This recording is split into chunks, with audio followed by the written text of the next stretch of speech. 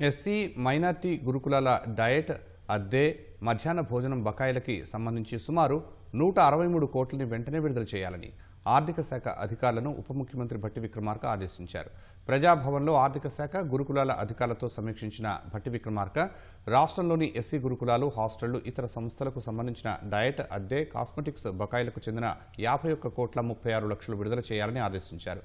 Minority గురుకులాలు, విద్యా సంస్థలకు సంబంధించిన డయట్ అద్దె బకాయిలు 47 కోట్ల 61 లక్షలు విడుదల చేయాలని నిర్దేశించారు. మధ్యాహ్న భోజనానికి సంబంధించి పెండింగ్లో 63 కోట్ల 92 లక్షలను వెంటనే విడుదల చేయాలని భట్టి విక్రమార్క ఆదేశించారు. విద్యార్థులకు నాణ్యమైన పోషక విలువలు, వైవిధ్యంతో కూడిన ఆహారాన్ని అందించాలన్న సదుద్దేశంతో ప్రభుత్వం డయట్, కాస్మెటిక్ ఛార్జీలు పెంచిన విషయాన్ని భట్టి గుర్తు చేశారు. నిర్వాహకులు నాణ్యతలో రాజీ పడవద్దని, ప్రభుత్వం నిర్దేశించిన మెనూ పూర్తి స్థాయిలో పాటించాలని అధికారులకు స్పష్టం చేశారు. అధికారులు విద్యా సంస్థలను సందర్శించి సదుపాయాలు, సమస్యలపై సమీక్షించాలని సూచించారు.